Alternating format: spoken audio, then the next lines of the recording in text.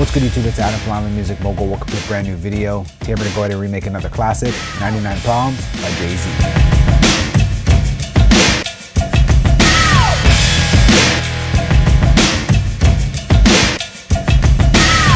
The tempo for this one is 93.3 beats per minute, and the track is produced by the legendary Rubin. So this song is basically a 2-bar pattern built off of a couple samples. Let's start off with the main sample that we hear throughout the entire track. So before we bring in that sample, I'm going to go to File, Project Settings, Smart Tempo. I'm going to ensure that my project settings has the imported file set to Flex on, Smart Tempo on. This way, when we bring in that sample, Logic will automatically detect the tempo and really make it easy for us to chop it up. For that first sample, we got Wilson Pickett's Get Me Back on Time, Engine Number 9, Part 1 and Part 2. I'm going to go ahead and drag that in right here. Logic will do its thing, analyze the tempo, and then stretch it to the sessions tempo of 93.3 beats per minute. So now that we're done right there, I'm just going to jump over to the section that we need from this track. And it's kind of at the end of the track here. We're going to go to bar 128.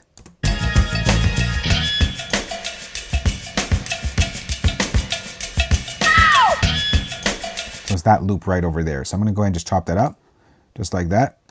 All right, we're going to duplicate this track. I'm going to copy down the same audio pattern. Now, like I said, this whole song is built off of a 2-bar pattern. That is the 2-bar pattern that is built off of. So if I go ahead and just solo that out, we're just going to add in a little bit of air to the sample. So the first thing that we're going to do here is just boost up some of the highs here.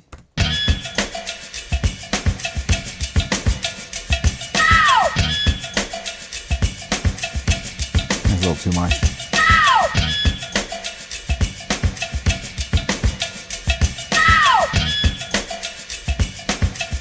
So by boosting the highs, once again, we just add in some airiness to the sample. And then I'm just going to go ahead and take out some of the low end here. Just a little bit.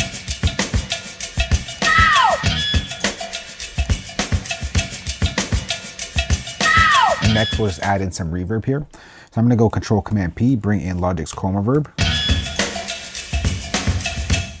Increase the decay.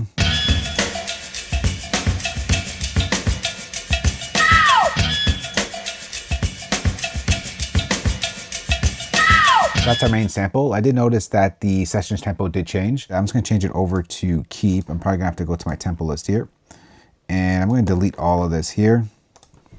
All right. And I'm just going to type in 93.3, which is the 99 Problems tempo.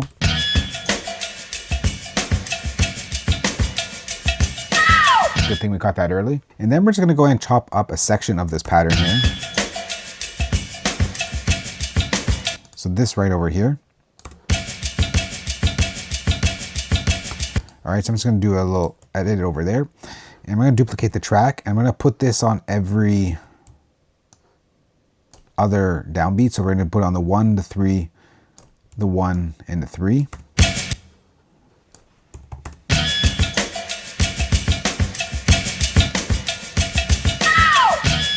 All right, except for this, we're going to go ahead and just isolate the right channel here because some instruments are playing on the left. We don't want it in this case here. So the first thing that we're going to do here is just take out our 2 effects that we added on the other sample. And I'm going to go ahead and go Control Command P and bring in Logic's gain plugin. And we're going to go ahead and turn mono on. And I'm going to set the input balance over to the right. This way, we're just going to be getting the right channel of that sample.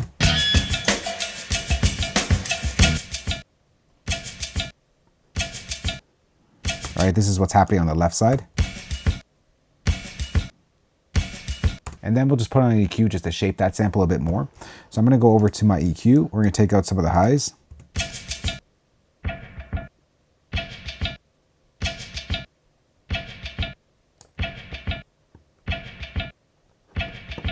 All right, and then we're going to boost some of the lows here. All right, and together.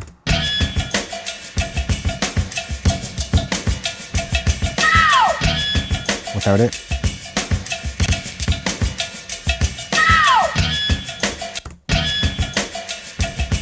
So without it, he kind of missed that rhythm. Then you got another drum beat sample here. I'm going to bring in the sample, Billy Squier's The Big Beat. Now the drums that we're going to take from this track is basically just going to sit on top of what we just put together. And the drums sound like this.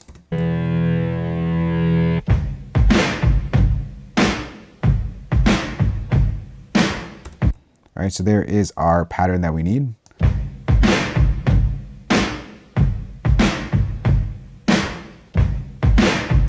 All right, I'm going to go ahead and just chop that up. All right, so we got another 2-bar drum pattern over here. I'm going to duplicate that track. I'm going to bring this down here. I'm going to bring it to the top of the session and just sits on top of our other pattern that we put together.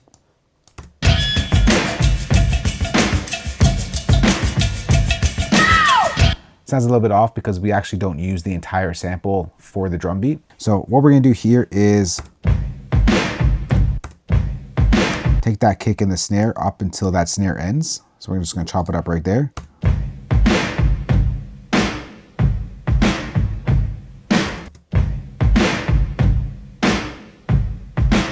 All right, then we're going to take this tom as a separate sample, or sorry, the kick. And then we're going to take one more sample from that drum beat. And we're just going to take this kick right over here. So our main samples is this, this, and this. So I'm just going to duplicate the track and just lay it out for you so you see what's happening here. So we'll take our main pattern here, so the kick, kick, snare, and then we're going to take this little kick over here, and I'm going to bring it back to, where am I going to bring it back? Right over here. We're going to go ahead and just duplicate that 3 times. We're going to take this snare, we're going to chop it up, bring our snare in over here, and then I'm going to take this kick that we chopped up and bring it into here. And this is our kick pattern, or sorry, this is our drum pattern from this sample. It is a 1-bar pattern. It sounds like this.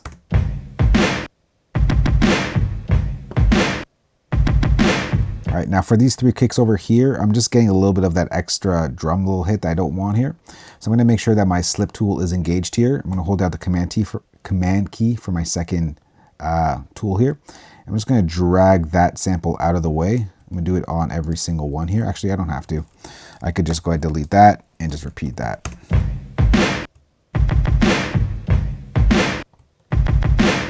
Also gives you a little bit of a swing because it's not hitting exactly on the one. And there is a little bit of a click and a pop there. So I'm just going to go ahead and just bring in a fade and a fade out. That's cleaner. Then we're going to go ahead and group all these tracks together and do a technique that was used quite a bit on drums back in the day. So the trick I'm talking about here is parallel compression, more specifically the New York drum compression technique. So let's go ahead and group all these tracks together. We'll go Shift Command G. Now they're on one track, and we're going to bus this to a empty bus here.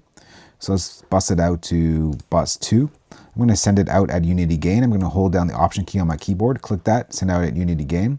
And we're going to bring a compressor on this bus.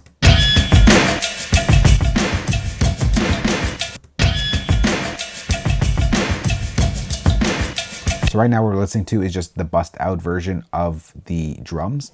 So what I'm going to do is change over to the classic VCA. I'm going to go ahead and bring my ratio to sort of a really high ratio here, 20:1. And I'm going to bring down my threshold until it's sort of hitting around 10 dBs of gain reduction. So it's already right there. So you can see how crunchy it gets. But of course we don't want our drums to sound that gritty. So without, just gonna add some reverb to it by bringing this in slightly. Without, and with.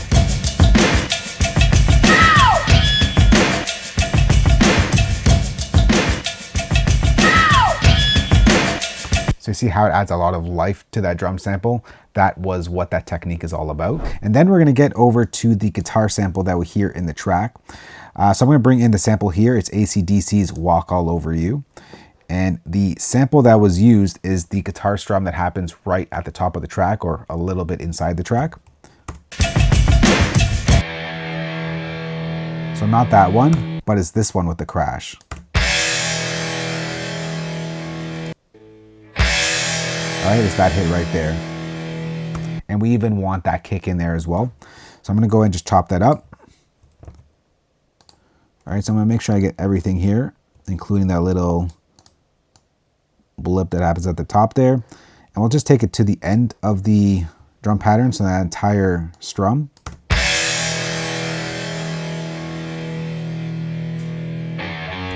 All right, we don't need that end clip, but we'll take it out when we're sort of arranging it. I'm gonna duplicate that track.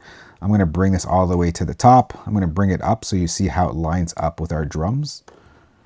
And it's gonna sound like this. So first things first, we're gonna take our our guitar strum that we just sampled, and we're gonna bring this back quite a bit. We don't need the entire pattern here. So it's gonna sound like this. And then we'll copy that sample once again to the end of the 2 bars, right at the end here.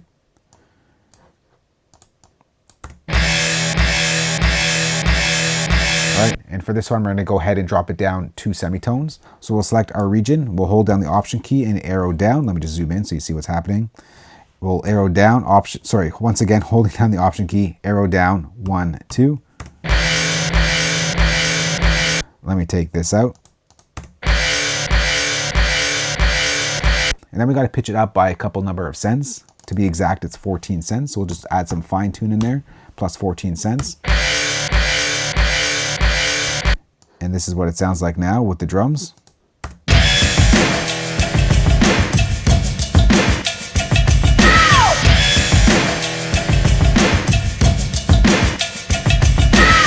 So that 2-bar pattern is pretty much the entire beat right there. Next, what we're gonna do is just add in some more instruments that we hear throughout the entire track and just build out this loop. So the next sound that we're gonna bring in is this Guiro right over here. I'm gonna bring it into a quick sampler. Next, let's get to that pattern. That's not on the right. There it is. So if you ever heard that instrument, it's called a Guiro. Except I don't want the sample to play out the entire sample because I'm not playing it live. I want to make it sound like I am. So I'm gonna go ahead and open up my quick sampler and just make sure classic is set. This way the length of the sample that's played back is dictated by the length of my MIDI note. So I'm gonna go ahead and just drag it to the length that I need. So I don't want that initial attack. I want a little bit of it to play out. All right, then I just want that little bit of attack there.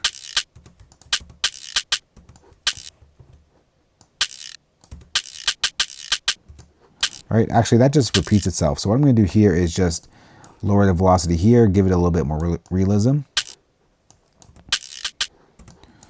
All right, and let's just duplicate that up. And this is the pattern. That just loops itself.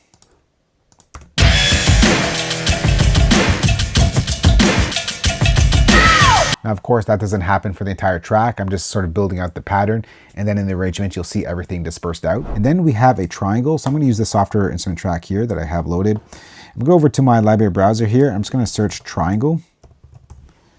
All right. We're gonna take this sample right over here. We'll draw in, once again, another 1-bar pattern. We'll solo it out so you see what's happening. And the pattern just goes something like this. For realism, we'll just bring down the velocity a bit. And that just loops itself.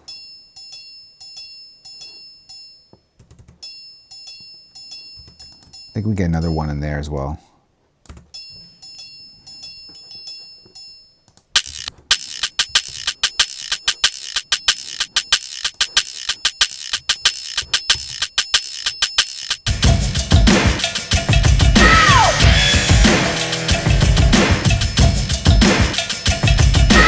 And then sporadically placed through the track is a shaker.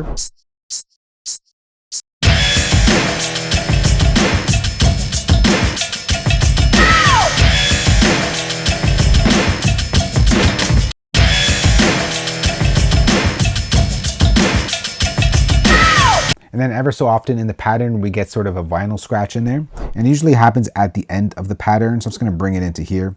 Now there are a couple different vinyl scratch patterns. I have them in the arrangement, but for the sake, I'm just gonna bring in one of them here.